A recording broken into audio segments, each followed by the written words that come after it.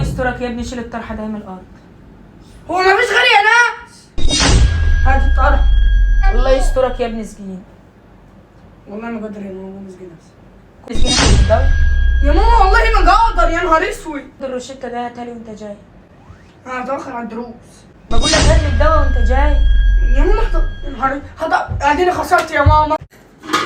ناولني معلقه ناولني معلقه الا الشوكه مش عارفه اطلع بقى الان. يا ماما انا رايح الدرس مش قادر. يا ابن المعلقه جنبك اهي، تعالى اغسلها وناولها لي. لا هاتلك شغاله بالوجه، ولا انا اللي شغال لك احسن.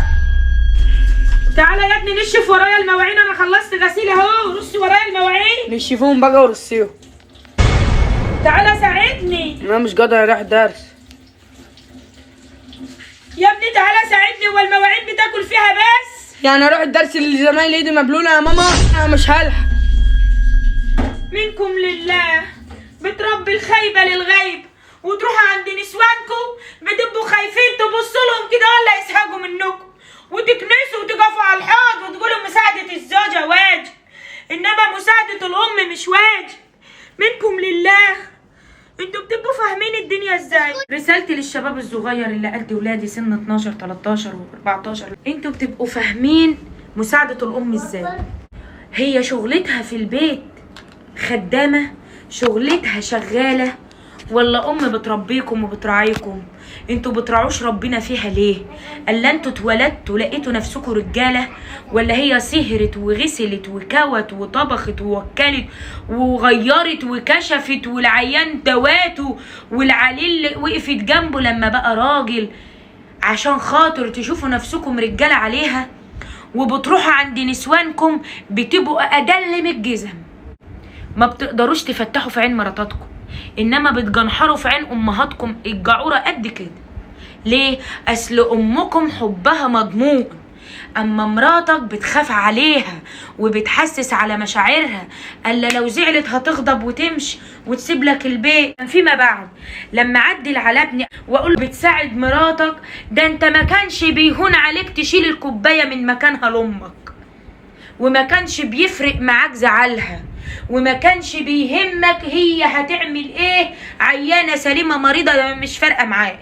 انما مراتك لو حملت حمل مدته 9 ساعات، من اول 9 ساعات حمل لحد 9 شهور بتدادي وتوكل وتغسل مكانها وتنشر مكانها وتنفض مكانها وتطبخ مكانها، ويمكن توكلها ببقها.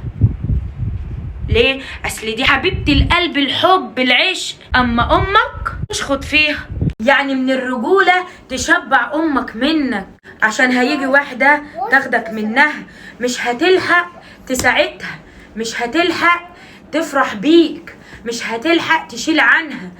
اول ما تنفنف وتعرف الطاعه وبر الام والاب هوب هتسلمك. ودي سنه الحياه، انا مش ضد كده. زي انا ما اخدت ابوه، ابني مراته هتاخده، وزي ابني مراته ما خدته، ابنه مراته هتاخده. عجله وساقيه وبتلف وكاس وكله هيدوق منه. فشبع امك منك بالطاعه، طوعها. اشمعنى انت بتقومها من على الاكل تسقيك؟ بتختاري الاكلات اللي انت نفسك تاكلها، وان جيت ما لقيتهاش طبخه بتطين عشتها وتغضب على الاكل وتنيمها محروق قلبها ان انت ما اكلتش. هي ما بتغضبش ليه وتقول انا مش غاسله اغسل لنفسك؟ هي ليه ما بتغضبش وتقول انا مش طبخه اطبخ لنفسك؟ انا مش غاسله مواعين، تعالى المعون اللي كلت فيه اغسله. ولا المواعين ماما بتعمل لها كده بتتغسل؟ ماما دي ما بتتعبش في البيت، ماما دي ما خلتكش راجل، ماما دي ما شافتش عليك الذل لما كبرتك وخلتك راجل.